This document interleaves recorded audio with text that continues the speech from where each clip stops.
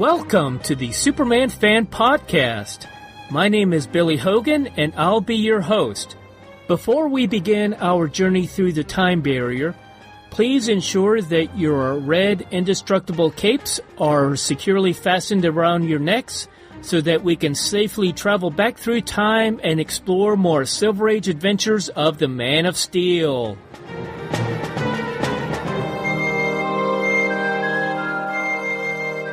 This is episode number 395, part 4, featuring the Superman comic book, cover dated April 1966. Action Comics number 336 for the week of Wednesday, February 3rd, 2021, and I'm recording this, or beginning to record it, on Sunday evening, January 31st. Although I don't know if I'm going to finish recording it tonight. I will probably finish recording on Saturday and then post it afterwards. Before I go any further, I would like to let everyone know that Tomorrow's Publishing is having a clearance sale of some of their older issues and publications. Now, they didn't ask me to do this. They're not paying me anything. They don't even know I'm mentioning it. But if you love comic book history as much as I do, go to tomorrows.com, that's TWOMORROWS, and on the top left-hand side, there's a list of different publications, books, magazines, but at the very top of that, it'll say clearance sale, and there will be a list of books and magazines that will be on sale. Now, I picked Alter Ego issue number 100, which is a book-size magazine, and the Best of Alter Ego Volume 2. The cover price for each of these individually is $19.95, but these two books were half off, so it was like buy one, get one free, or 2 for 1. Each of these books are about 160 pages long, so there's a lot of articles and pictures about comic book history. These came with a digital download, but there are some things that you can buy that there are no physical copies to be mailed to you, but you can download a digital copy, which is what I did for the Best of Alter Ego Volume 1. I was wanting to buy a Comics Artist magazine issue that featured Wally Wood, but unfortunately that was sold out and it did not have a digital download available. So if you would like to take advantage of this sale and get some great deals on some publications about various topics of comic book history, go to the Tomorrow's website and check them out. And like I said, they're not sponsoring this episode. They're not paying me anything to advertise their sale. I'm just a fan of their company, and I would like to share the opportunity with my listeners. Now, it would not be an episode without a comment by Hulk Carr, who wrote about last episode when we covered Superman's Pal Jimmy Olsen number 92. He writes, "The man from Scar was definitely in the mold of the spy movies and TV shows of the 60s. In fact, the secret entrance to Scar headquarters through the mirror in the costume shop reminded me of the secret entrance to Uncle headquarters, which was accessed through a tailor shop on the TV show. You wondered at one point who Jimmy's cue for Quartermaster, the one who supplies the gimmicks, was. I think Jimmy actually mentions that it was Professor Potter who gave him the metal-tipped shoelaces that convert to the silent explosive when moistened.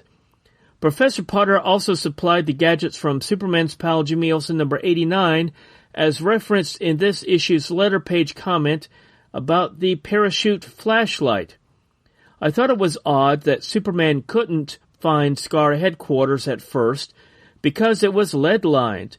Just because he can't see through lead doesn't mean he can't see lead, so you'd think he'd notice a large lead-lined space where it didn't belong. I'll give the Man of Steel an out on this one by noting that in those days there were probably fallout shelters all over Metropolis, and many of them were lined with lead to protect against radiation. It also seemed a bit odd that Mr. Nero's devices implanted in his X-agents only made them invisible rather than killing them.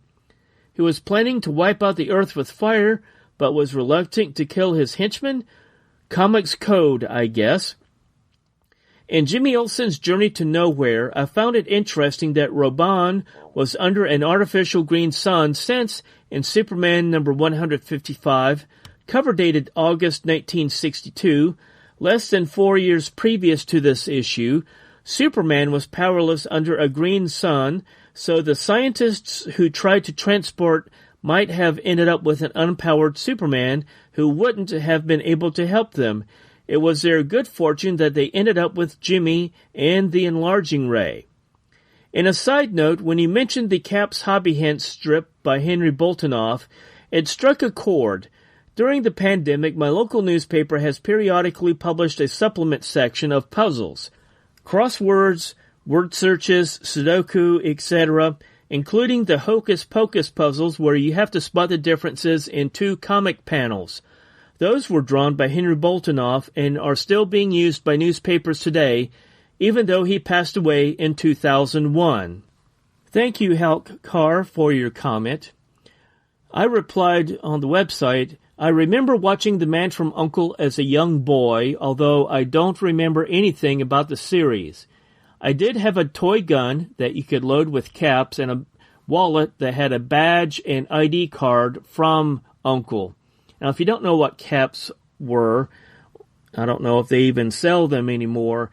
They were like a roll of paper that had little dots of gunpowder, just real tiny, and when you would load them in a toy gun, it would advance them, so every time you pull the trigger, the hammer would hit that little dot of gunpowder and set it off, and it would just make a loud bang. You know, you wouldn't have to worry about setting anything on fire or a spark getting in your eye or anything like that. But I would be surprised if they're still made today. Continuing with my reply, when I was talking about Jimmy's Q, I was talking with tongue-in-cheek because of how unreliable most, if not all, of Professor Potter's inventions were. In regards to Superman's difficulty in finding Scar's HQ, I remember an early issue of John Byrne's Superman reboot where the Joker visited Metropolis to make mayhem, operating out of a lead-lined tanker truck. He was foiled when Superman became suspicious of the truck because its lead-lined tanker stood out like a sore thumb. Thanks for the tidbit of Henry Boltinoff. I remember the Hocus Pocus strip, but never knew that he drew it. And although I didn't mention it in my reply, thanks for the reminder about the Superman story where he was powerless under a green sun. I'd forgotten about that. Thanks again, Halk Carr.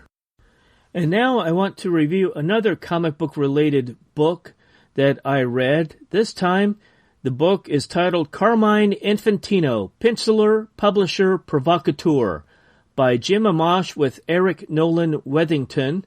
It was 221 pages long, published by Tomorrow's Publishing in 2010. Carmine Infantino was a first-generation comic book artist who worked for a variety of comic book companies, most famously DC Comics. He was the co-creator of Black Canary. He designed the Silver Age Barry Allen Flash costume and was also the artist for the very famous Flash story, Flash of Two Worlds, that reintroduced the Justice Society members beginning with the Golden Age Flash. He also was co-creator on Elongated Man and the Barbara Gordon Batgirl, as well as Dead Man. He would eventually design all of the covers for DC Comics as art director in the mid-1960s, before becoming the editorial director and then publisher. This is a book-length interview divided into 6 chapters. He discusses his childhood, the beginning and development of his career, and his rise through the ranks of DC Comics. He was a very opinionated, driven comic book artist, partly because he grew up in the Depression when a job was hard to come by. What most fascinated me about his reminiscences was Carmine's career at DC Comics, and it was a great look behind the doors of the DC Comics of my childhood. This is another must-have volume for your comic book history library, and I give it a solid A. And you can order this book from tomorrows.com. And now it's time for my pull list segment. This time I'm reviewing the comic books cover dated September 2020 that were released during the month of July of last year, and I'll review them in the order in which I read them. Beginning with The Boys, Dear Becky #3 from Dynamite Entertainment. Huey and his girlfriend Annie, who was a former superhero in the first Boys series, are going for a swim. Then we get a flashback with Butcher and his wife, and then the boys are on the case of a new superhero group. The Butcher leans on another superhero for information about the new group, but when they meet again, this same hero has a different idea about what to give Butcher. We finally see Huey's girlfriend in the series. While the flashbacks about Butcher are interesting, I'm still not sure 3 issues in where the story's going, nor what the flashbacks of this new superhero group have to do with current events in this series. And I have to admit that the story is moving a bit too slow for me by this point, and I've got to give it a C+. Next, I read Metal Men #8 of a 12-issue miniseries from DC Comics. The new Metal Men group face off against Chemo as the original Metal Men, except for Tina, meet at an amusement park. They discuss both the mystery of where Tina and the Nth Metal Man are, as well as how to find purpose of their now independent life, before also being drawn into the battle against Chemo. I'm enjoying this miniseries. It's very character-driven, which I always enjoy. Yet, I can't help but think, what does the Chemo attack have with the main plot of the Nth Metal Man and the portal to the other dimension where he came from? Or maybe I'm just not as much of a fan of what's become known as deconstructive storytelling. Maybe I'm betraying my roots as a Silver Age guy. And I gave this issue a B. Next, I read Action Comics #1023, which was Chapter 2 of the House of Kent storyline. The issue picks up at the end of last issue when Lois and Jimmy were lured into the headquarters of the Invisible Mafia, where they were attacked by the Red Cloud, but Lois said her safe word, drawing the attention of the House of Kent heroes. The Red Cloud, a.k.a. Robinson Good, regrouped with the leader of the Invisible Mafia, Ms. Leone, when they receive a bit of bad news. The FBI have raided the Daily Planet because of Leone's ties as the paper's owner. The superhero Kents make a formidable team. Brian Michael Bendis and the art team have crafted a complex, interesting story with several plot threads, and this story is shaping up to be potentially a great ride. And I look forward to seeing how it develops, and I gave it a solid A, which is what I gave the remaining issues that I read this month. Next, I read Superman #23.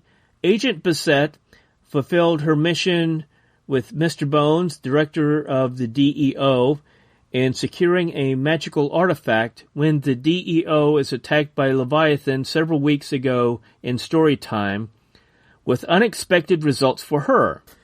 At the Hall of Justice headquarters of the Justice League, Superman had an appointment with the new Dr. Fate for a special reason when they are attacked by one of the Lords of Chaos.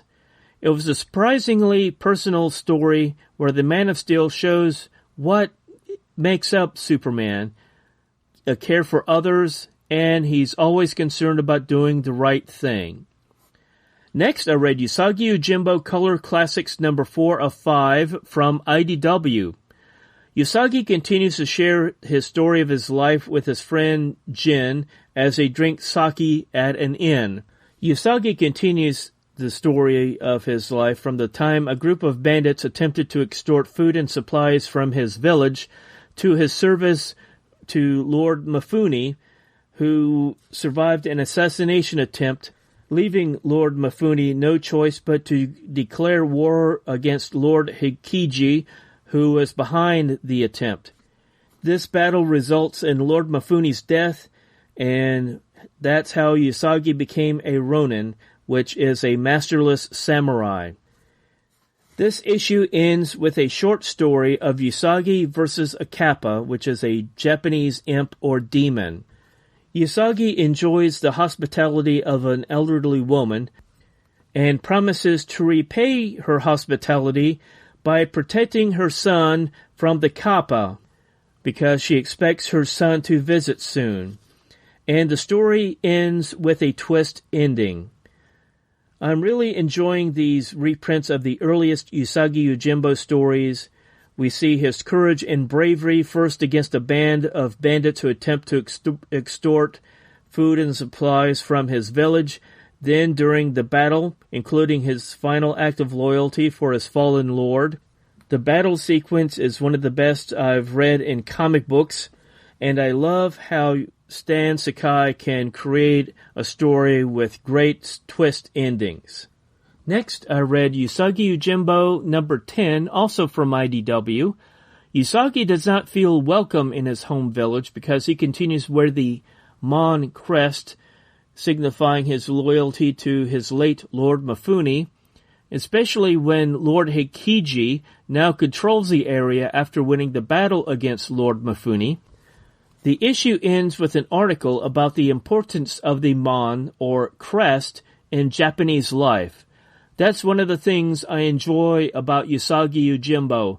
Not only do we get an entertaining story, but we also learn about Japanese history and society. And my BOP, or bottom of the pile, which I reserve for the comic book I'm looking forward to reading the most, that I borrowed from podcaster Bruce Rosenberger, who used to review comic books on his podcast Comics Cast, that's spelled with K's. This time it's Legion of Superheroes number 7. The issue opens with the Legion and President of United Planets, R.J. Brand, settle their differences. And after that, the Legionnaires have their own differences to settle, resulting in a classic Legion tradition, the Legion election, just in time for another confrontation with Ultra Boy's father. This Legion is clearly not as mature as past incarnations, but that's okay, because it's clear that the Legion of Superheroes in this version are growing into their potential.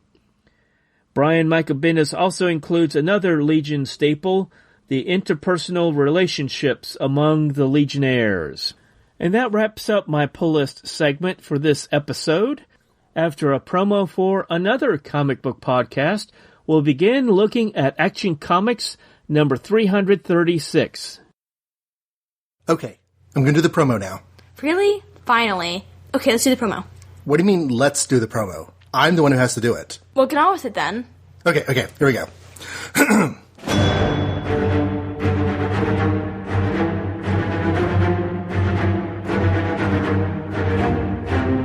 Iron Man, the Incredible Hulk, the Mighty Thor, the Captain America. Wow, being dramatic there, aren't we? Do you think it's too much? Should I back off? No, you're fine. You're good. Okay. You've seen the Earth's mightiest heroes in the Avengers franchise of films. Now you can enjoy the stories that have inspired those films through the magic of comic podcasting. Magic of podcasting? You sure about that one?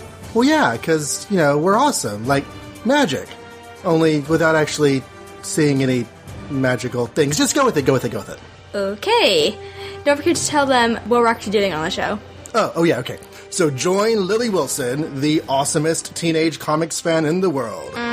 as her father takes her through all the early comics that feature characters from the Avengers franchise of films. And some that aren't in those films yet, but will be. Because we started with Ant-Man before you had a full film. Oh, well, yeah. And don't forget Spider-Man. Sounds like an Avenger, but he's there. Oh, okay. So, maybe it should be that feature characters that have been, are currently, or will one day be in the entire Marvel Cinematic Universe. Better. And where should they go not see this magical podcasty goodness? New episodes can be found... Do I have to do the voice? Yes, you do. Okay. New episodes can be found at the Complete Marvel Reading Order website, cmro.travis-starnes.com, and clicking under the Podcasts tab, or on iTunes by searching Complete Marvel Reading Order, or just search for the name of the show itself. Dad, don't you think we should actually say the name of our show? Oh, yeah, Avengers, Inspirations, Podcast, Listen and stuff. Yeah, good job, Dad. Thank you. The dawn of an age. The founding of a family. You know we haven't done enough research into the effects of cosmic rays. We've got to take that chance. Conditions are right tonight. Let's go. They're penetrating the ship. Our shielding isn't strong enough. I feel like I'm burning up. Too heavy. Can't move. Too heavy. We're all alive. I feel so strange. You're fading away. I can't see you at all anymore. Look what's happening to you. You're changing. Oh, Reed, not you too. What happened to me? To all of us? I can fly. We gotta use that power to help mankind, right? And so was born the Fantastic Four. For soon the Mole Man will have the entire world in his power. I am the mightiest living mortal on Earth, and half mankind shall feel that might. The Fantastic Four. Little do they dream they're the palms in the hands of Dr. Doom. The Human Torch will be the Puppet Master's next victim. You Earthlings can't change the way I can. That means I'm the most powerful person on Earth. I've been expecting you, for I am the Thinker. I vow never to return, my lord, until the Fantastic Four are no more, and the planet Earth is no more. You're in the presence of the awesome Ralatot, King of Kings, Master of Men, and Lord of the Seven Suns. Fool, you're just a muscular freak, blind or halt. Stop! You must not enter the castle of Diablo. My journey is ended. This planet shall sustain into the living drain of all elemental life. So speak, Galactus. Flame on! It's clobbering time! The Fantastic Four from the very beginning witness the origins of a legend. The Fantasticast. ffcast.libsyn.com. Action Comics number 336, the April 1966 issue, was published on February 24th of that year. It contained 32 pages for the cover price of 12 cents. The editor was Mort Weisinger, and the cover was penciled by Kurt Swan, inked by George Klein, and lettered by Ira Schnapp. Supergirl makes her 21st appearance on the cover of Action Comics, and her 23rd cover appearance overall. She is featured in the second and final story of this issue. The first story was 13 pages long, titled The Man from the Phantom Zone, written by Edmund Hamilton, according to Mike's Amazing World of DC Comics, although the Grand Comic Book Database has a story note that E. Nelson Bridwell completed Edmund Hamilton's incomplete script. In fact, this is the next to last story for DC Comics that Edmund Hamilton would write. The story was penciled by Kurt Swan and inked by George Klein. This story was also reprinted in the book Superman, Tales from the Phantom Zone, first published in 2009. Superman flew to the Fortress of Solitude on an unusual mission to check the records to confirm that the sentence of Akbar, who was serving time in the Phantom Zone, was about to expire. So the Man of Steel was duty-bound to release him. And he noticed the nature of Akbar's unusual crime. Attempting to steal a revered sunstone from a museum, a sunstone on Krypton would absorb solar light and heat during the daytime and emit it at night to allow Kryptonians to stay warm. But when he attempted the theft, he was easily caught because the sunstone was so heavy, as he watched his accomplices escape in a Kryptonian flyer. During his trial, he testified that he only planned to steal the sunstone as a prank and not to ransom it for money, but he gained no sympathy from the judge, who sentenced him to 30 years in the Phantom Zone for stealing one of Krypton's national relics.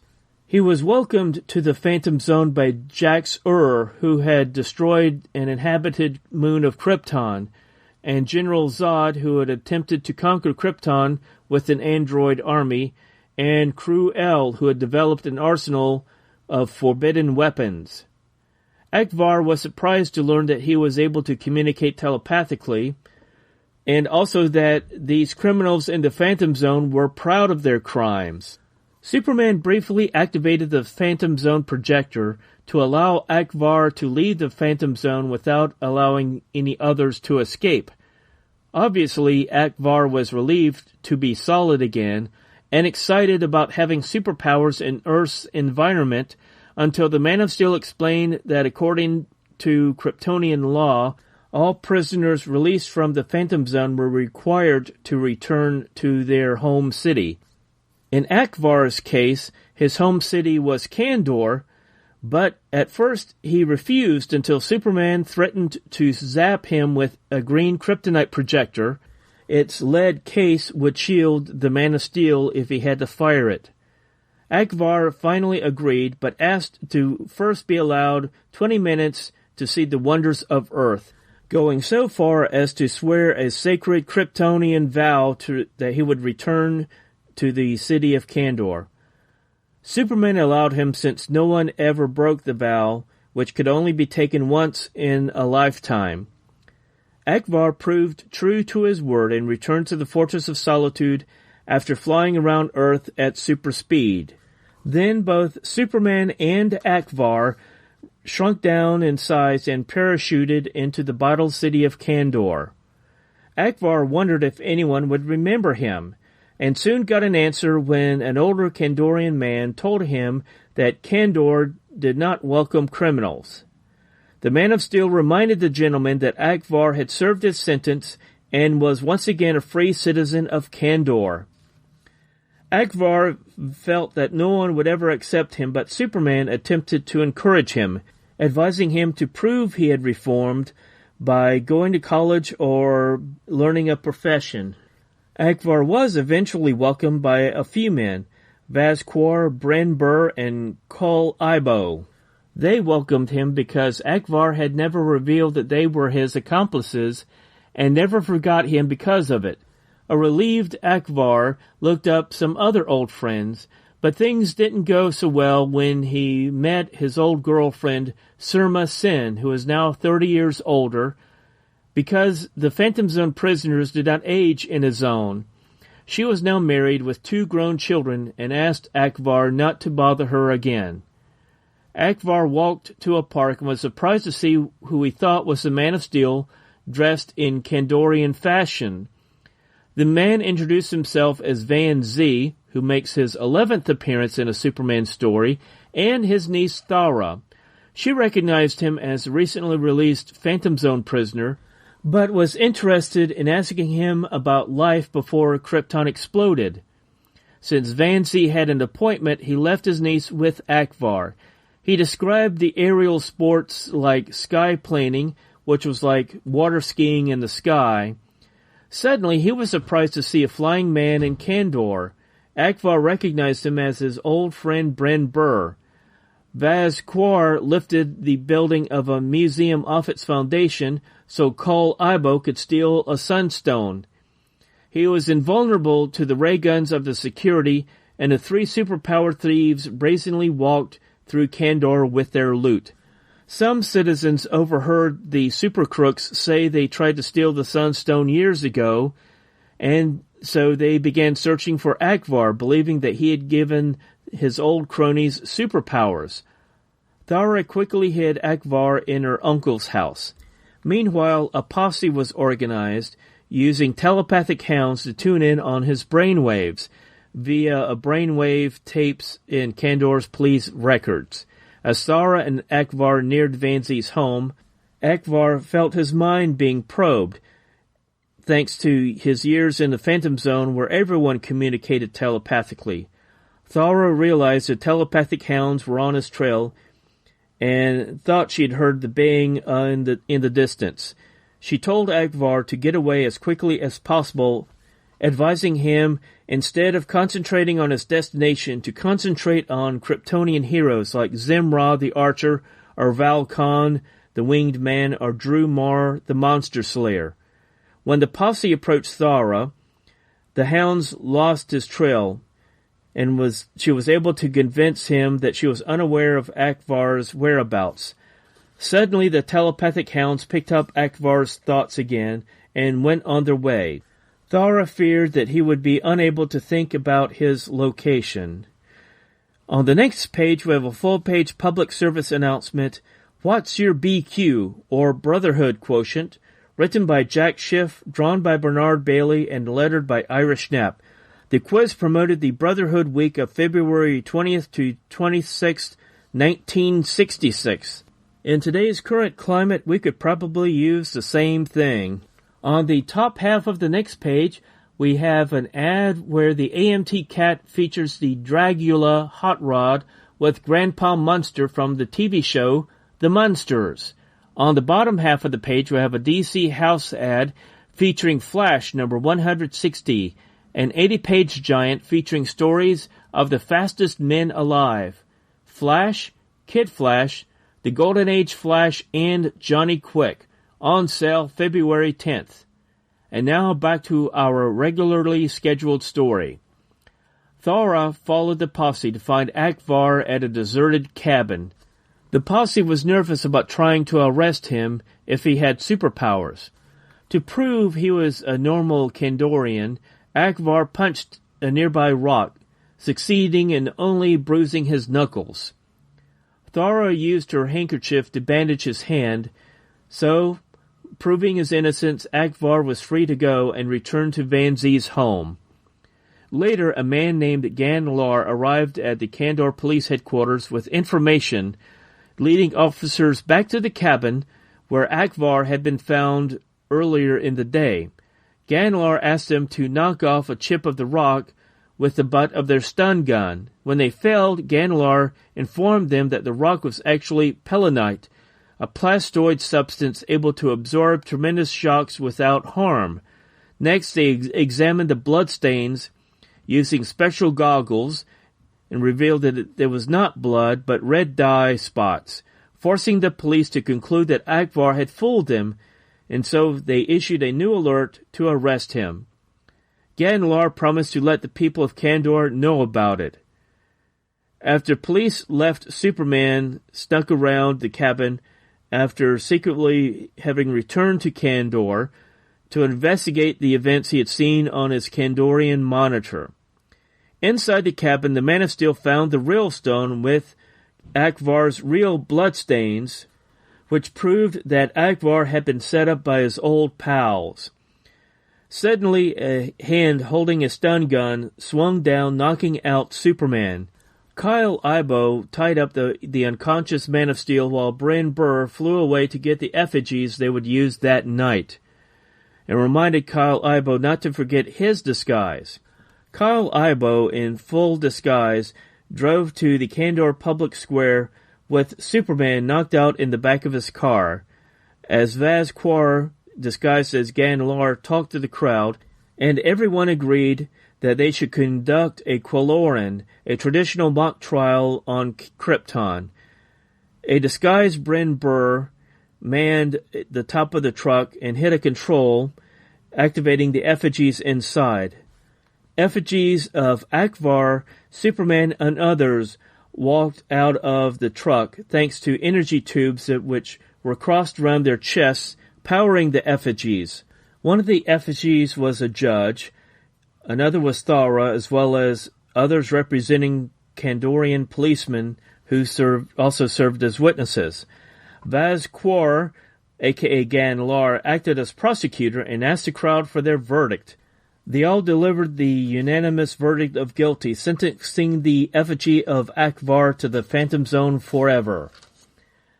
Hab Dis, the official executioner of Kandor, brought the Phantom Zone projector, which was used in the Queloran ceremony. Meanwhile, unseen to the crowd, Kyle Ibo put Akvar's Kryptonian suit on the still unconscious Man of Steel and used makeup so that he would resemble Akvar so that he could send Superman to the Phantom Zone and out of the criminal's hair. Hab Dis sent what he thought was the effigy of Akvar to the Phantom Zone, stating that the same fate would befall the real Akvar whenever he was captured. Suddenly, the real Akvar dashed from the crowd and removed Gan-Lar's mustache, exposing the criminal Vaz Quor, who Akvar knocked out with one punch. Bren Burr was about to fly over to stop Akvar when the Superman effigy, still wearing the power bands across his chest, knocked out Bren Burr with one punch. Kyle Ibo was about to stop the Man of Steel's effigy with a stun gun when the effigy waved his hand in front of Kyle Ibo's face, hypnotizing him so that he surrendered his gun. As the police arrived to take the three criminals into custody, the real Superman removed the power tubes from his body and explained to the gathered crowd that he had discovered proof that Akvar had been framed, but two of the super crooks had ambushed him. Akvar revealed that he had hidden nearby and saw them lead the Man of Steel to their car. Akvar hitched a ride on the back of their vehicle and revived Superman when they stopped, without his old buddies finding out. Both men slipped into the truck where the effigies were kept, and Superman explained to Akvar that he had overheard Kyle Ibo's plan to dress himself in Akvar's effigy, then send him to the Phantom Zone. But he spoiled their plans by changing places with his own effigy. Akvar then pulled a piece of red kryptonite out of his shirt pocket, revealing that that is what gave the trio of criminals superpowers.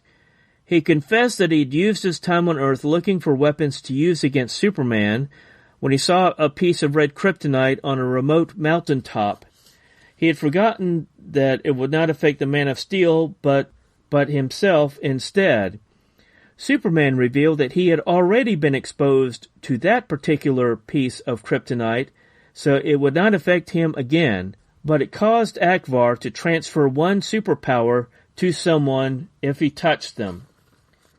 The Man of Steel pointed out that because only Akvar's old cronies would shake hands with him, they were the only Kandorians who gained superpowers. Vaz Quor got super strength, Bren Burr was able to fly, and Kyle Ibo received invulnerability. Superman also revealed that when Akvar freed him, he gave the Man of Steel the power of super hypnotism. That explained why the invulnerable Kyle Ibo was unable to resist Superman's command to give him the weapon. One Kandorian citizen shook Akvar's hands, proud to welcome him back to Kandor. Later, after the red kryptonite effect had worn off and the non-supervillains were jailed, Vanzi asked the Man of Steel if Akvar was interested in working in his lab as an assistant. As both of them watched Akvar and Thara hold hands, Superman thought that Akvar would be interested as long as Thara was around, and that's where the story ends. After another promo for a comic book podcast, I'll go over my notes on this first story from Action Comics number 336. Welcome to the future. Our future. And soon to be your future. Well, until the next retcon, or reboot. Welcome to the Legion of Substitute Podcasters, forged in the past by Tales of the Future, the Legion of Substitute Podcasters. And now, the secret origin of the Legion of Substitute Podcasters.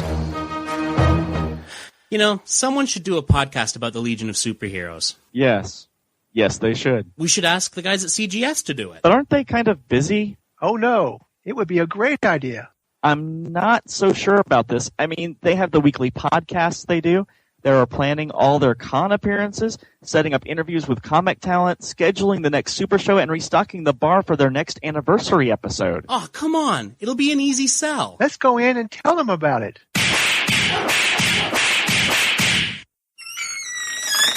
Wow, they are tough. What are you talking about? We never got past Tasha and the dogs. Choke. Now our dreams will never come true. No, wait. I'm having a flash of precognition. Really? No, but we need a plot device to get to the point, don't we? True dat. I see us talking across wide distances with other Legion fans. I see us doing it, Paul and Rick. Don't you see? We're the Legion of Super Podcasters. We can't be the Legion of Super Podcasters. We were just kicked out of the club. Then we'll be the Legion of Substitute Podcasters. One day we'll prove that we are worthy. Yes! We've heard that people have a tough time understanding Legion of Superheroes. It's hard to keep track of which lad, lass, boy, or girl is which. And what the hell's a Xanthu anyway? Let us make that a lot easier for you. Join Paul French, Rick Croxton, Darren Noel, and our Mystery Legionnaire for a fun ride through the history of the future. www.legionofsubstitutepodcasters.com. The beginning of this story illustrates one of the reasons that I admire Superman, the extent that he goes to carry on his Kryptonian heritage, like releasing Phantom Zone prisoners when they finish serving their sentence, as is the case with Akvar. And in the modern digital age, it seems a bit quaint to see the Man of Steel refer to an old-fashioned index card file. Today, we would just program a reminder on our cell phones. Oh, you need to release so-and-so from the Phantom Zone today. And in the flashback of the crime that sent Akvar to the Phantom Zone, we see the poor planning that he and his fellow gangsters did in not gauging the weight of the Sunstone. Or did his fellow gangsters plan to make Akvar the fall guy as we see them get away in the Kryptonian air car? At the bottom of the page, Akvar seemed a bit arrogant and unsympathetic after Superman returned him to the physical world, although I can understand not wanting to be miniaturized to live in Kandor after being in the Phantom Zone for 30 years. At the top of page 4, it's the first time I've ever heard of the sacred vow of Krypton that a Kryptonian could only use once in their lifetime. Akvar proved to be a man of his word when he returned to the Fortress of Solitude after the Man of Steel graciously granted his request. At the bottom of the page we get a clue as to what happened later in the story when his old cronies are the only ones to shake Akvar's hand. At the top of page 5, I couldn't help but think if Akvar's old henchmen repaid his loyalty or were going to play him for the patsy again, as he did when they left him to hold the bag 30 years before. The saddest part of the story is on the top of the very next page when Akvar looks up his old girlfriend, who, unlike Akvar, is 30 years older. Now she's in middle age with grown children and didn't want to see Akvar again. On the next panel, Van Zee makes his 11th appearance in a Superman story, and his niece Thara makes her first and only appearance. In the last panel on the bottom of the page, it was amusing to see the Kryptonian sport of skyplaning, kind of like water skiing in the sky being pulled by an air car. Although I seriously doubt that there's enough money either on this world or on Krypton to get me to go sky skiing. My question is, what would happen to you if you lose your grip on the tow rope? I hope those are anti-gravity skis. On page 6, when Akvar recognized Bren Burr flying overhead, I wondered why the criminals did not disguise themselves as one of them did later in the story. Maybe it was arrogance, and they felt that with superpowers no one could stop them. Certainly they were arrogant enough to walk among the pedestrians of Kandor with their loot. At the bottom of the page, I gotta give credit to Thara, who seemed to have faith in Akvar that he had learned his lesson and turned over a new leaf when she helped him avoid the posse. Maybe this was the first sign of her developing affection for him. At the top of page 7, if my research is correct, this is the 4th appearance that the telepathic hounds have made in a Superman story. On page 8, it looks like Akvar did a convincing job of proving that he did not have superpowers. That is, until Gan-Lar seems to make a strong case otherwise at the bottom of the page and on page 9. At the bottom of page 9, we see another example of the Man of Steel's diligence in protecting his Kryptonian heritage, this time keeping a close eye on events in Kandor. I wonder if the point of keeping a close eye on Akvar was to see if he was adjusting to normal life again and not causing trouble in Kandor. Gan-Lar seemed to make a convincing case that Akvar was up to no good, until Superman found the real boulder inside the cabin and was knocked out for his efforts at the bottom of the page and on the top of page 10. And that's when the story gets weird with these powered effigies used to simulate a trial of the real Akvar, which is basically the Kandorian version of hanging an effigy, just more high-tech, complete with sending the effigy to the Phantom Zone on page 11, except the crowd did not know that it was originally meant to be the disguised Man of Steel.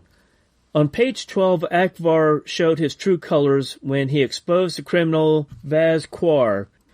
It was a surprise to see the real Superman show up and take care of the last two bad guys. I was wondering what the weird hand motions that Superman did in front of Kyle Ibo's face to make him surrender the gun, until the next page when Superman explained that the red kryptonite had transferred Akvar's super hypnotism to him, since in the Kandorian atmosphere, Superman has no superpowers, as if he was back on Krypton.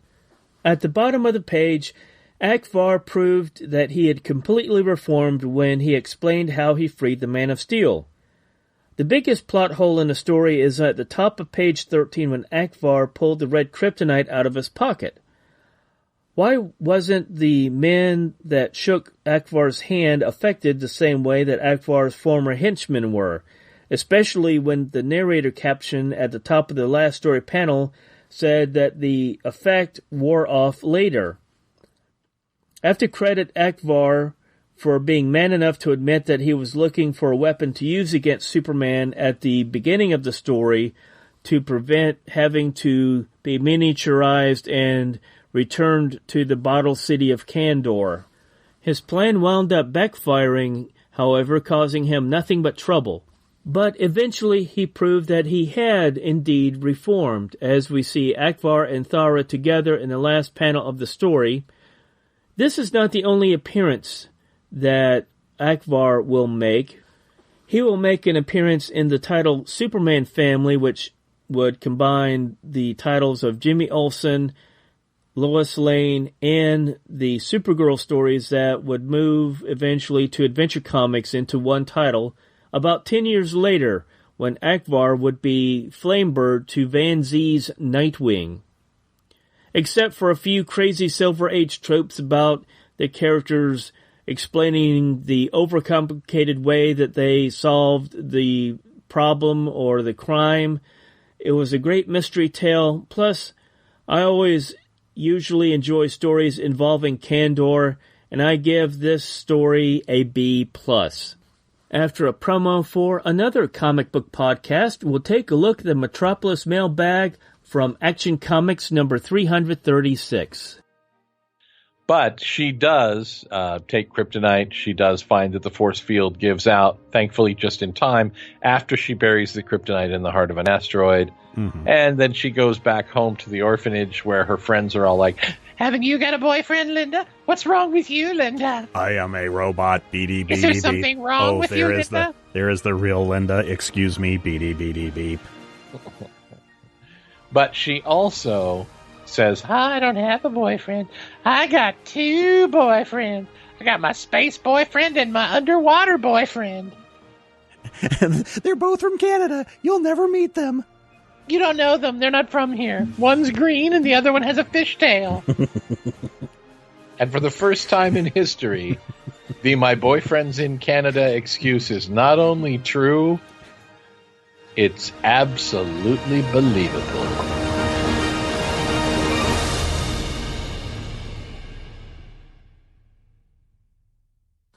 The Metropolis mailbag begins, Dear Editor, I'm a loyal fan of Action and all your other comics. I think your stories are always interesting. I've spotted some errors, but hesitated to write about them because your other tales make up for them. I have $50 worth of comics, and most of them are DC's. I'm writing this letter during school. The bell just rang, so I'll sign off. Keep up the good work. Signed, Joseph Creighton of Monmouth, Illinois. The editor replied, We appreciate your kind words, but what's the idea of writing to us during class? We'd suggest you confine your school hours to study and save our delightful comics for later.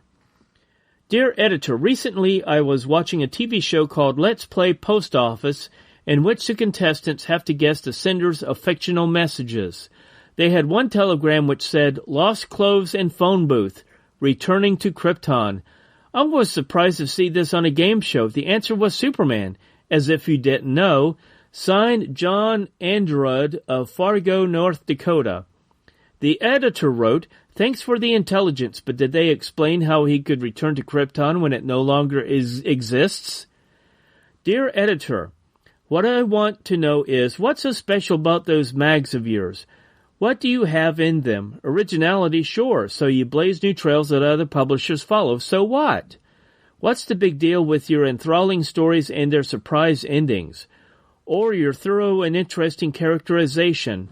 So you have the best staff of writers and artists in the business.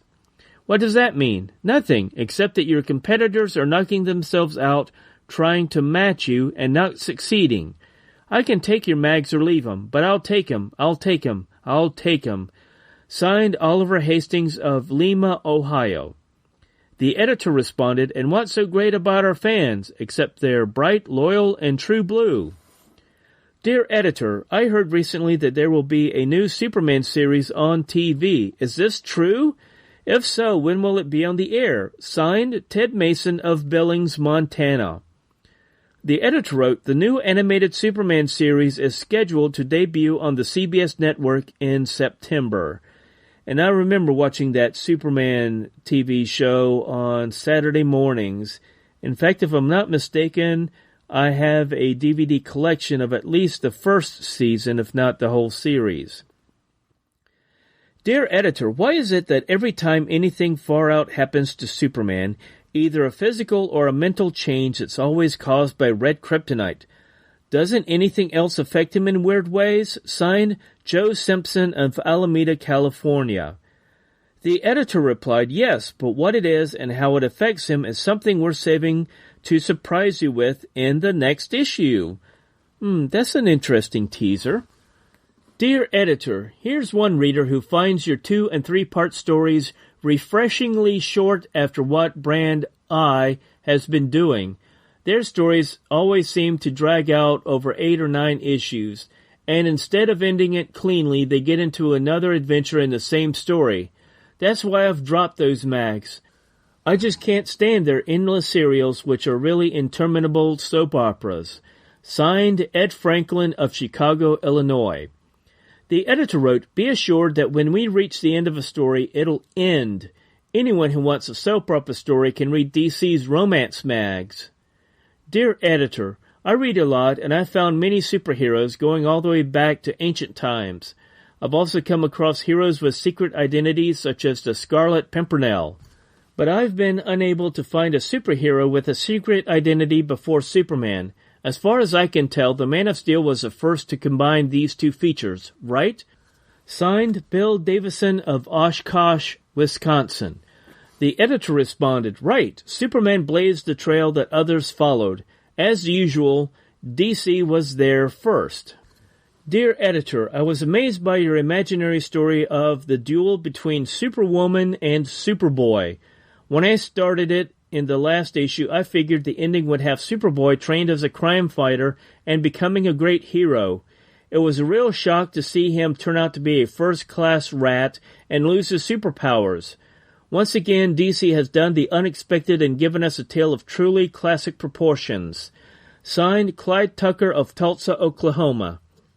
The editor wrote, "If you think that was something, wait till you get a load of what happens to Lois Lane in the imaginary tale in her mag." And I can't wait to read that one because I think that's the one where we left off last issue, where she had gone evil and married Lex Luthor. Dear editor, I could hardly believe my eyes when I saw the cover of the latest Superman 80-page giant. Is it really true that collectors are paying $30 and up for old comic magazines? Signed, Rebecca Thayer of Seattle, Washington. The editor replied, yes, if they're rare enough and in perfect condition. At the Convention of Comic Fans held in New York last summer, a copy of Action Number 1 was auctioned off for $40, and collectors we've talked to say it's worth at least twice that much. Oh, if only we could go back in time and pay yesterday's prices for a copy of Action Number 1. Send all comments on a postal card to Metropolis Mailbag, National Periodical Publications, 575 Lexington Avenue, New York, New York, 10022. If you wish a personal reply, please send a stamped self-addressed envelope. And remember, if you would like to send a letter back through the time barrier in hopes to get published in a past issue of a Superman comic book, time travel postage is a lot more expensive than snail mail. On the top 2/3 of the next page, we have the humor strip Super Turtle, which was one of my favorite comic strip features in Superman books back in the mid-60s. Written, drawn, lettered, and signed by Henry Boltinoff. Super Turtle is in his secret identity as he wears his thick glasses. He's going to a crowded theater to watch the cartoons with funny animals.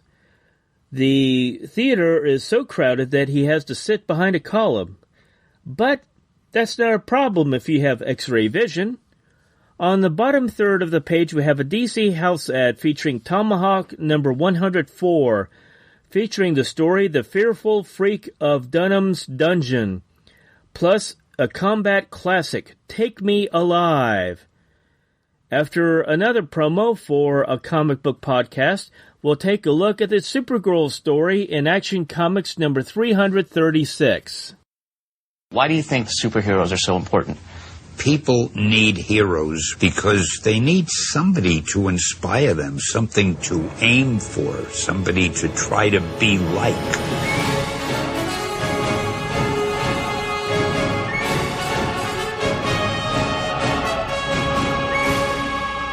One is the Man of Tomorrow, with powers and abilities far beyond those of mortal men. The other, the Caped Crusader, carrying out a solemn vow to spend his life warring on all criminals. For 7 decades, they've been the world's finest heroes. They've teamed on radio, comics, newspapers, animation, and more. And now, they're teaming up for a podcast. To the Batmobile. Let's go. Up! Up! And away! Atomic batteries to power. Turbines to speed.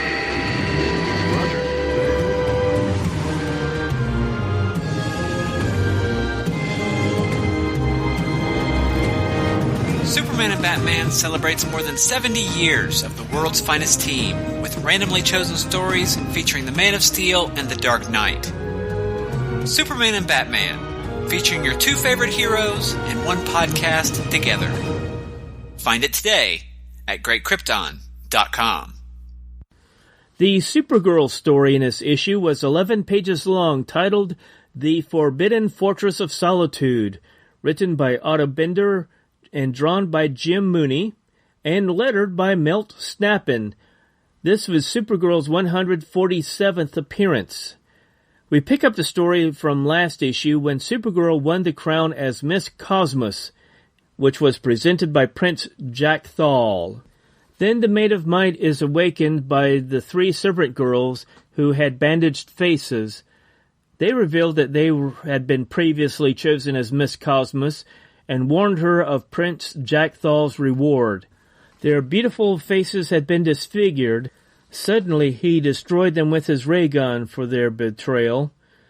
All of this came about because he had taken a trip in space and been exposed to some radiation that had disfigured his own face, which he revealed to Supergirl by removing his mask. She was gassed in the anti-beauty bed, but it didn't seem to work on the Maid of Might.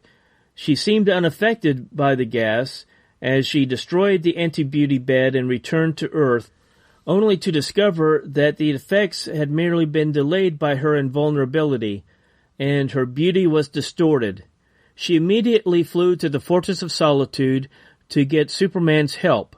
He attempted to cure her using a new sample of red kryptonite, as the Maid of Might stepped into a lead chamber, and the Man of Steel stood behind his own lead shield as he placed the piece of red kryptonite in the chamber. Unfortunately, he only succeeded in creating a twin, complete with her disfigured face. Supergirl remained in the Fortress of Solitude for 24 hours until the effect wore off. Superman was unable to think of another antidote to cure his super cousin's affliction. She appreciated his effort and wore a mask over her disfigured face because she had an appointment to keep that she couldn't allow people to see her altered face. The Maid of Might flew to Metropolis to meet with Lois Lane, who at the moment was doing her time as a volunteer nurse. She was assisting a plastic surgeon who was operating on a soldier whose face had been disfigured in battle. Suddenly, a cable to the electric needle the surgeon was using shorted out, and Supergirl held the broken cable in her hands, allowing the surgeon to finish the surgery. After the procedure, Lois showed the Maid of Might a picture of the soldier as he looked before his injury and would look again once he recovered. Supergirl thought the same would be unlikely to happen to her, and lost her appetite for the lunch date she had planned to have with Lois, so she told her she wasn't hungry and maybe they would meet later for lunch. She was heartbroken because she could help others regain their looks, but not herself because of her invulnerability. Then she flew home and changed into her Linda Danvers identity. A small rocket landed in the backyard, and Linda investigated it, and inside discovered a Miss Cosmos crown that she had left behind and a note from Jack Thal. He had written a note for Supergirl telling her to wear the crown, then the mirror would show her as the most beautiful girl in the universe. She thought that he was rubbing it in. Meanwhile, at an astronomical observatory, instruments indicated that two worlds were about to collide. So the two astronomers rushed to the dome roof to flag down Supergirl as she flew by on patrol. After being alerted by the astronomers, the Maid of Might flew into space at super speed. So fast, she melted the mask off her face, but she wasn't worried about her appearance now because no one could see it in space. As she approached the worlds that were on a collision course, Supergirl recognized one of them as Bizarro World. If the other planet was uninhabited, she could just smash it. But as she flew into the atmosphere, she discovered that a civilization lived on its surface. When she noticed a gigantic mountain, she got an idea and cut it off at the base and lifted it off the world and planted it near a corner of the Bizarro World, causing a Bizarro quake that made the Bizarro inhabitants celebrate in the streets because of all the damage the earthquake was causing. As the mountain unbalanced the Bizarro World, it caused it to wobble into a new orbit so the other world could safely pass by. Supergirl received a warm welcome on Bizarro World because of her appearance. To honor her for her space feat, they used the duplication machine, not realizing that the imperfect copy of the Maid of Might would have a beautiful face. The duplicate Supergirl wondered why the Bizarros hated her and begged to look in a mirror. The Maid of Might used her heat vision to melt the mirror and held it in front of her own face so the pretty Bizarro Supergirl would think she was seeing a reflection of her own face. The Maid of Might left Bizarro World to return the mountain back to its original planet. Meanwhile, the pretty Bizarro Supergirl was still rejected by the Bizarros, who threw pretty flowers at her in disgust because she talked normal, not using Bizarro grammar. The only way she could be accepted was to go to Earth to do good deeds for Superman because she hated them. The pretty Bizarro Supergirl flew to the Fortress of Solitude on Earth and began to carve a sign above the door to the Fortress of Solitude, and then she telepathically called Comet the Superhorse.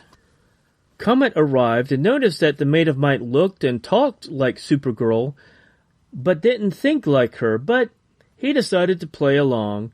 The Maid of Might rode Comet and ordered the Superhorse to butt Superman because they were taking over the Fortress of Solitude, which is the scene that we see on the cover. The sign carved in the background above the door said, "This fortress off limits to Superman." The Man of Steel backed off, deciding to sneak into the Fortress of Solitude by crashing in on the other side of the mountain, and then discovered the reason for the Maid of Might's strange behavior. Bizarro Supergirl said goodbye to Comet, thinking that she had done a good deed for Superman. The two Supergirls unknowingly passed each other on the way back to their home planets. The Maid of Might returned to her problems on Earth, having declined Dick Malvern's invitation to the dance. Dick would not take no for an answer and called in person and talked to Linda outside her window, but she made sure to keep her face in the shadow. Linda again declined Dick's offer, so he assumed that she had gone high hat, so to speak, after her beauty contest. So, as a final request, he asked to take her picture of her wearing her Miss Universe crown. Linda couldn't refuse him, so she put on her substitute mask, without Dick seeing her, of course, and put on her Miss Cosmos crown. After the picture, Dick asked to kiss her for old time's sake, and Linda granted the request, but Dick found it odd. He said it felt like kissing a mask, so she decided she couldn't hide her secret any longer and removed the mask. But she was surprised when Dick said that she looked lovelier than ever. She glanced at the mirror and was surprised to discover that her face had been restored, and noticed that she had put on the wrong crown. She wanted to check Jack Thal's note again and asked Dick to wait in the next room while she freshened up, after recovering from a terrible headache. After closely examining the note, she discovered that it was continued on the back. Jack Thal explained that after watching her from his prison monitor, as she helped the soldier recover his looks, he felt shame for his actions and devised an antidote with the permission of the jailers. He rubbed it on the Miss Cosmos crown, and while the antidote would not work for him, it would restore Supergirl's look. So she would become her normal beauty again, while he would always be the Beast. Later, at the dance, Linda had many admirers as Miss Universe, and thought about how an ugly man had made her happy, which he would never know himself. On the bottom third of the final page of the story, we have a coupon for the Superman of America Club that you could join by sending 10 cents. With the coupon, there was a Superman secret message using code Mercury1. The message decoded read, "Why do Superman's and Batman's sons become brats? See the May World's Finest Comics," which would be 157, and will be covering soon in an upcoming episode. After promo for another comic book podcast, we'll go over my notes for the Supergirl story in Action Comics number 336.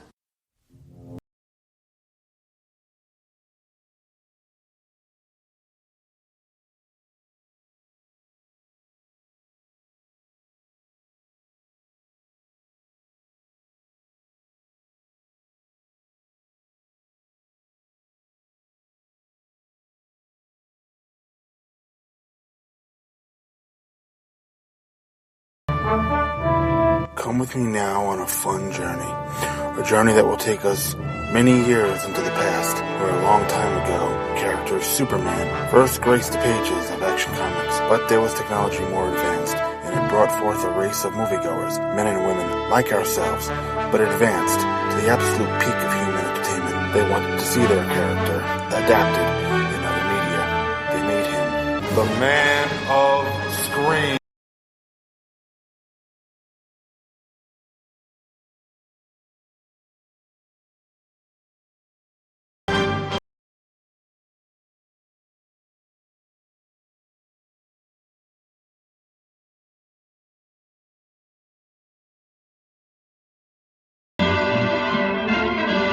Kirk Allen movie serials.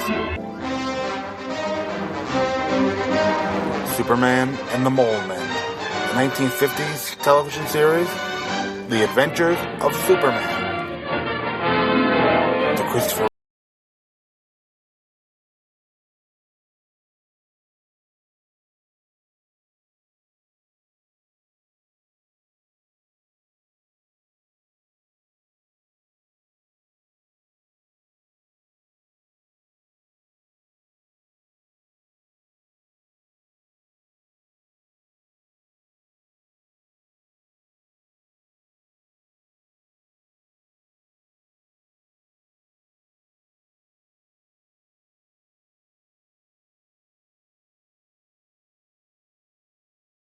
In the recap at the beginning of the story of the end of last issue's first part of this tale, when the three previous winners warned Supergirl about the prize for winning Miss Cosmos, one of them misstates Jack Thal's name as Jack All.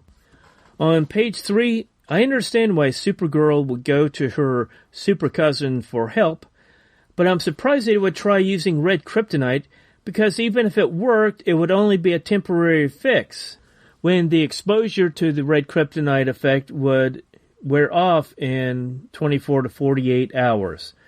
At the top of page 4, once again we see Lois working as a volunteer nurse, when in reality she would be better suited as a pink lady or hospital volunteer, and certainly would not be assisting a surgeon in the operating room. Also, I should have known that the soldier having plastic surgery performed on him would play out, but I certainly didn't expect it to have an effect on Jack Thal as it did. And you've got to give Supergirl credit. Despite her disfigurement, she helped the plastic surgeon complete the procedure, although I think the safest thing for everyone in the operating room would have been to get a replacement electric needle. Besides, I think that all the instruments would have been inspected beforehand, and the fault in the cord would have been caught then, not in the middle of the operation.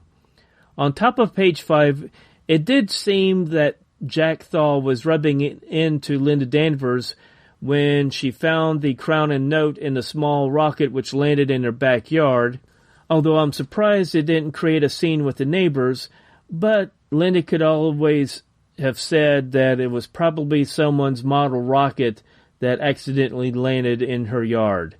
At the bottom of the page and on page 6, the Maid of Might could have hidden from the world because of her disfigurement, but she continued to fulfill her duty to save the alien world that was going to collide with the Bizarro world. Instead of pushing one out of the way, she found a unique but probably overcomplicated solution by transplanting a mountain of the one world and putting it on the corner of the Bizarro world. I hope that there were no animals or people living in that part of the Bizarro world, and I would hate to think they would have been crushed under the mountain. At the bottom of the page, we see the Bizarro Perry White appear happy that he was hit on the head by a piece of rock because of the earthquake. And of course, the people of Bizarro World would celebrate an earthquake, probably the same as if they would have celebrated if their worlds collided and Bizarro World was destroyed. On page 7, it was an interesting twist to see the beautiful Bizarro Supergirl in the story, contrasting with the now disfigured Maid of Might. On the bottom of the page and on top of page 8, we get another example of Supergirl concerned about others when she melts the mirror so that Bizarro Supergirl would not be horrified by her own appearance. And the last panel on this page recreates the cover as the Bizarro Supergirl kicks Superman out of his own Fortress of Solitude. On page 9, if this was a modern superhero story, the Man of Steel would probably have a big fight with the pretty Bizarro Supergirl for most of the issue. But this version of Superman isn't interested in fighting for fighting's sake, and decides, instead of worrying about what game she's playing, just to enter the fortress by another means. On the bottom of this page and the top of page 10, we have the heartbreaking scene with her boyfriend Dick Malvern, who appears to face his biggest fear that Linda was leaving him behind as she achieved success. In the past, Dick has shown that he's such a nice guy that I would like to think that he would still be in love with Linda no matter what her appearance. On top of page 11, I perfectly understand that Linda was so traumatized by the experience that she didn't want to read anything by Jack Thal, who must use some type of faster-than-light technology when he watches Linda on his monitors to be able to send the rocket so quickly. On the final panel of the story, Linda was extremely charitable to Jack Thal. Yes, he gave her happiness, but only after committing the assault by disfiguring her. Having finally read the conclusion to this story after about 50 years, when I read the first part of the story last issue, I wasn't disappointed. There was only one plot thread left unresolved. What happened to the pretty Bizarro Supergirl? Was she finally accepted on Bizarro World? I'd like to know. Also, with interplanetary technical assistance, why couldn't Jack Thal have his own looks restored? In a way, this story reminded me a little bit like a science fiction version of Phantom of the Opera. So I've got to give this story an A-. On top of the next page, we have another Cap's Hobby Hints comic strip, written, drawn, lettered, and signed by Henry Boltinoff. At the top, we have a caption that asks kids to mail in their hobby hints, and if it's published, you will get $5 and the original art. The hobby hint this time is to use your dad's old safety razor in order to clamp and hold small parts so that you can paint them and then keep them secured as you lay them on the table so that they will dry before you glue them on your model. On the bottom half of the page, we have the third direct currents checklist. By popular demand, the feature you've asked for, a column devoted to previews of coming attractions and the DC line of dynamic creations. Look for direct currents in each issue of DC's Mighty Mags. Superman features the most amazing seance of all time when a medium conjures up the ghosts of the Man of Steel and his alter ego Clark Kent in The Two Ghosts of Superman, May issue number 186, on sale March 17th. It's bad enough when 4 Justice League members become sick, but all mankind was threatened with doom from the killer plague that struck the Justice League in May Justice League of America number 44, on sale March 10. Superboy's most thrilling adventures with his super friends highlight the May 80-page giant number 129. Guest starred with the Boy of Steel are Mon-El, Supergirl, and many other mighty superheroes, on sale March 10th. I wonder if Superboy's going to ever get around to that lead serum that will free Mon-El from the Phantom Zone, so he doesn't have to spend 1,000 years there until Brainiac 5 of the Legion of Superheroes is able to cure his lead poisoning. Anyway, moving on. World War II's great Navajo ace Johnny Cloud hurtles into the battle skies on a seemingly impossible mission To Keep a Dying Boy Alive, in the May-June All-American Men of War number 115, on sale March 15th. By popular demand, another imaginary tale of the sons of Superman and Batman. This time, Kal-El Jr. and Bruce Jr. become thrill-seeking teenage troublemakers. In the May World's Finest number 157, on sale March 10th. Along with Witchcraft and Renfrew, Jerry Lewis nearly flips when he trips and slips into a crypt in Egypt, where he learns a man's best friend is his mummy. A fantastic yarn in the May-June issue number 94, on sale March 15th. Captives of the Golden Goddess. That's what the gallant sea devils become when they're transported to an underwater civilization in a land of gold. This is one place they may never come out alive.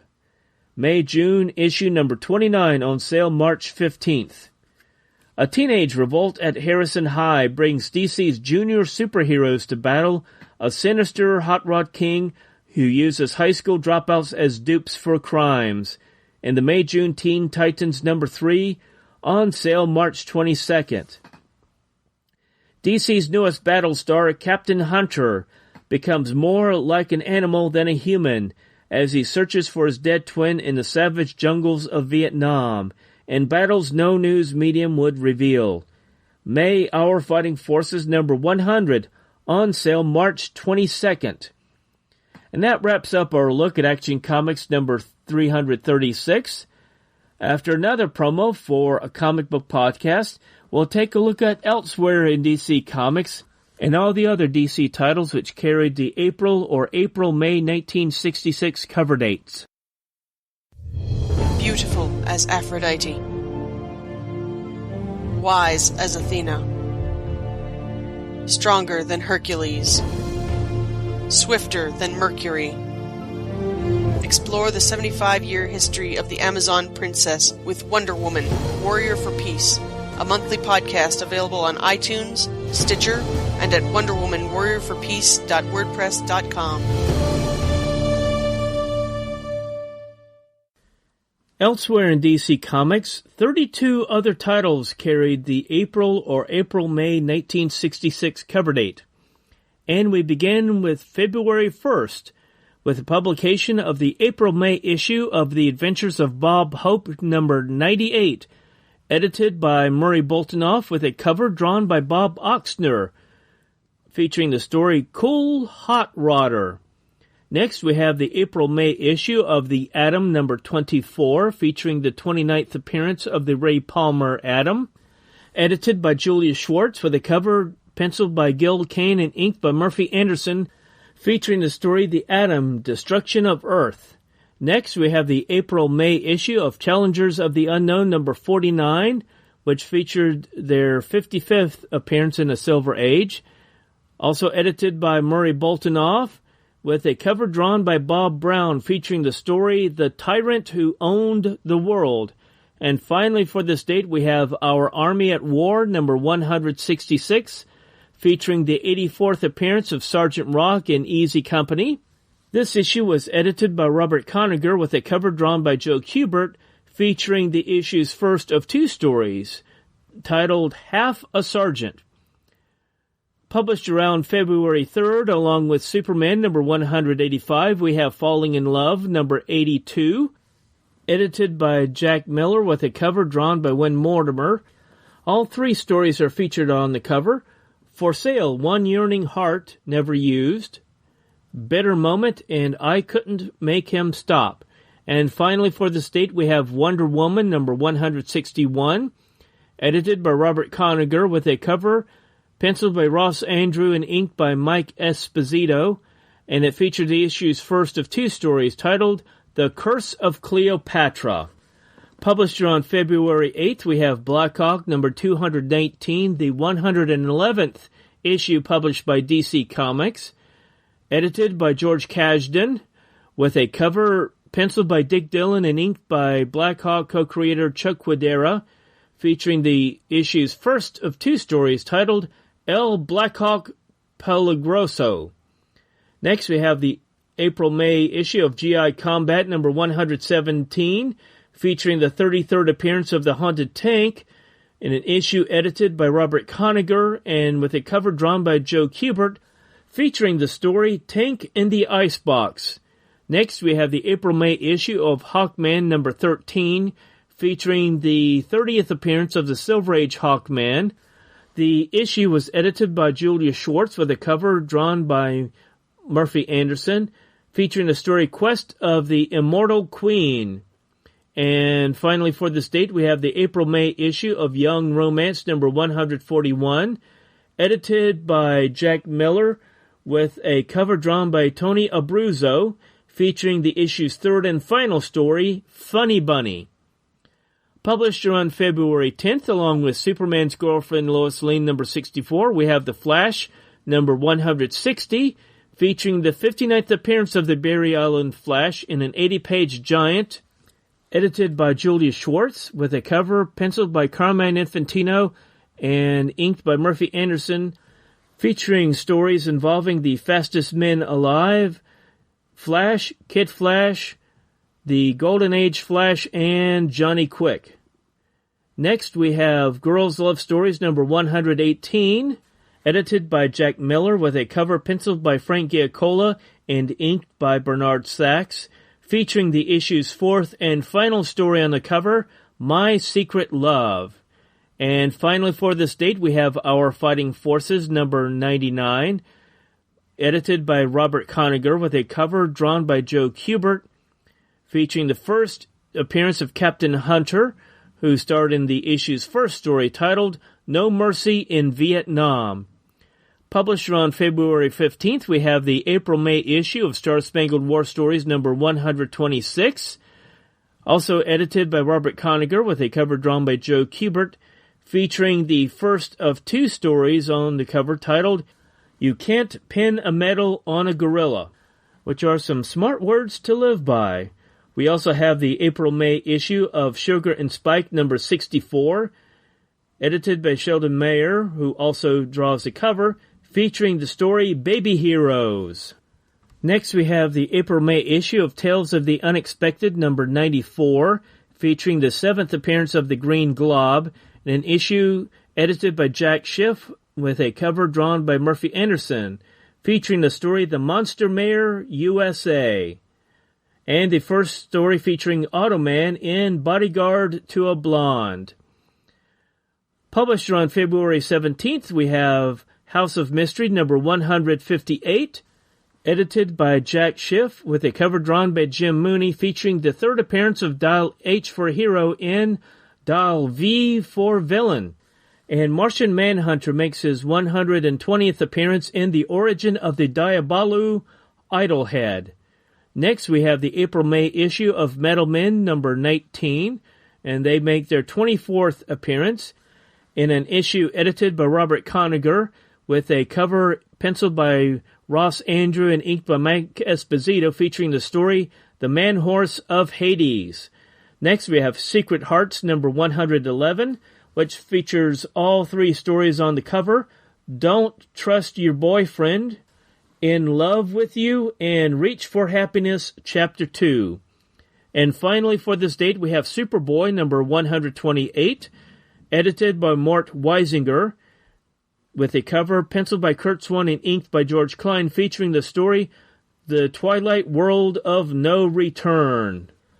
Published around February 22nd, along with Superman's pal Jimmy Olsen number 92, we have the April-May issue of The Brave and the Bold number 65, edited by George Kasdan, with a cover drawn by Bruno Premiani, featuring the team-up of The Flash, who makes his 60th Silver Age appearance, and the Doom Patrol, who make their 32nd appearance in Alias Negative Man. Next, we have the April-May issue of The Fox and the Crow number 97, edited by Murray Boltinoff, with a cover drawn by Mort Drucker, who would go on to fame as an artist on Mad Magazine. This issue features 3 Fox and Crow stories, and the third story featuring Stanley and his monster.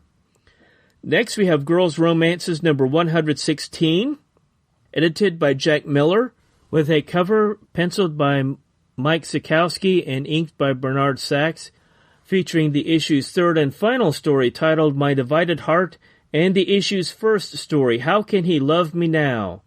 Next we have Green Lantern number 44, the 47th appearance of the Hal Jordan Green Lantern, in an issue edited by Julius Schwartz with a cover penciled by Gil Kane and inked by Murphy Anderson, featuring the issue's first of two stories titled Evil Star's Death Duel Summons.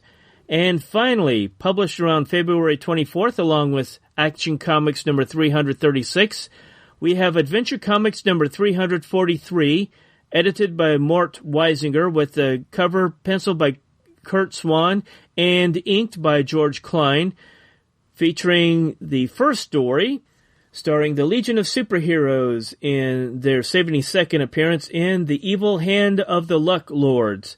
And we have a reprint of Pete Ross's Super Secret, first published in Superboy number 90 back in 1961.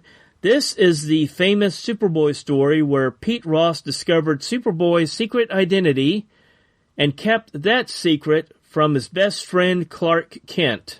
Next, we have Detective Comics number 350, edited by Julius Schwartz, with a cover drawn by Joe Kubert, featuring the 52nd appearance of the Silver Age Batman with the yellow symbol on his chest, in the story The Monarch of Menace.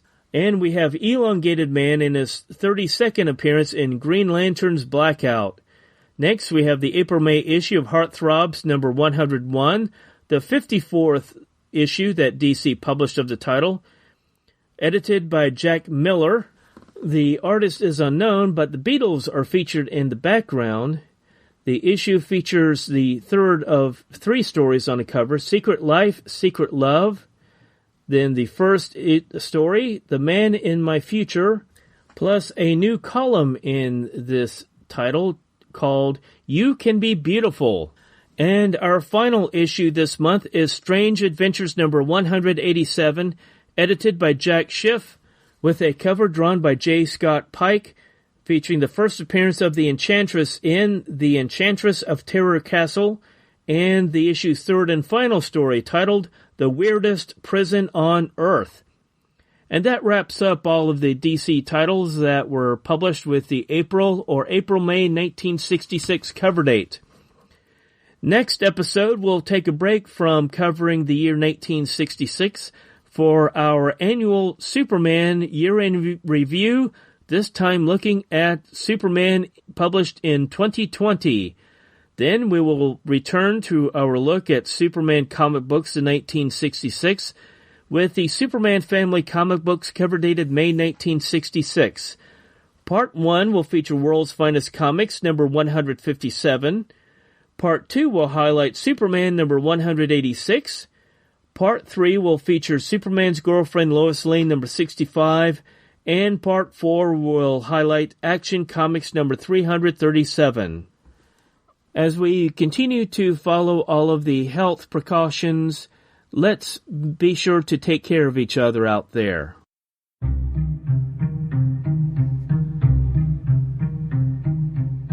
In a world where planets die, I have come to the conclusion Krypton is doomed. Did I hear him right? Where good and evil fight a never-ending battle. But millions of people will die. Millions! Once again, the press underestimates me.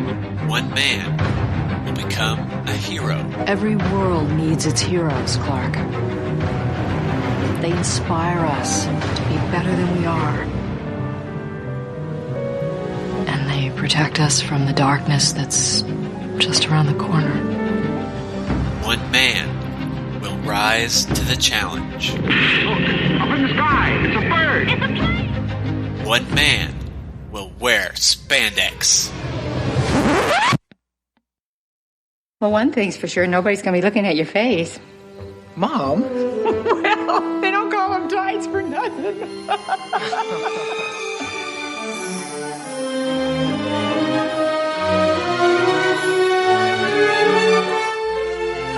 Presenting the thrilling adventures of Superman, podcast looking at the Man of Steel's history via his earliest adventures in comics, radio, and film. Featuring reviews, commentary, creator spotlights, and more. Join the adventure at GreatKrypton.com.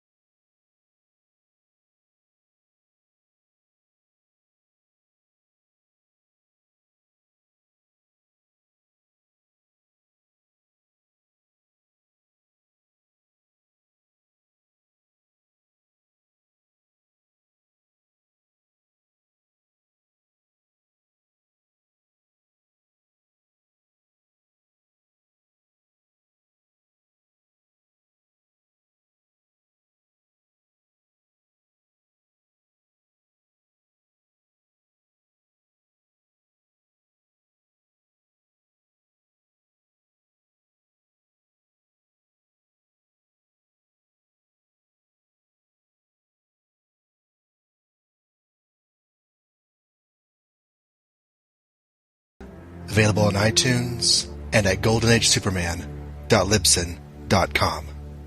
Every legend has a beginning.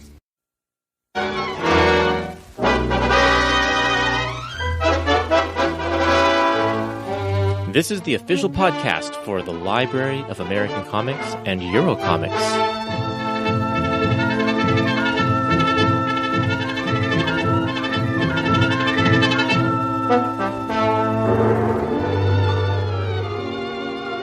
My name is Curtis Findlay, and I've got some special news for you. As part of a 10th anniversary celebration, we are launching our very own podcast. And this is an exciting time because this is your chance to get the inside scoop on everything that's happening in the Library of American Comics and Eurocomics. Every month, Dean Mullaney and I will be talking about the month's new releases, as well as some upcoming projects. We'll be talking to some of the people who are working behind the scenes in making these books possible, and in some cases, we'll talk to the creators of the comics that we publish here. But what's most exciting about this podcast, I think, for you guys, is that we'll have a mailbag feature where you will get to ask Dean Mullaney your questions. And you'll be able to get straight from the man in charge the answers to your questions about the books we publish, about what it takes to get these books out there into your hands. You can ask questions about the restoration, questions about working with the creators, gathering materials, cool stories, anything that you want to ask. Send me an email at Curtis with a K, Kurtis, at loacomics.com, and we will hopefully be able to answer most of your questions in the mailbag segment. And we've got some other cool surprises in store with the podcast, so keep your ears open and join us in November when we officially launch our first episode. Hope to see you all there.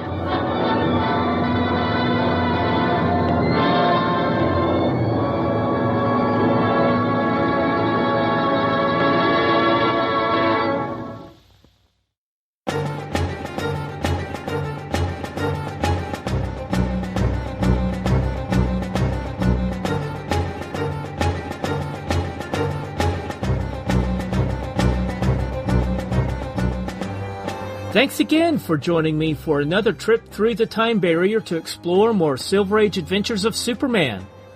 You can find the podcast at the supermanfanpodcast.blogspot.com.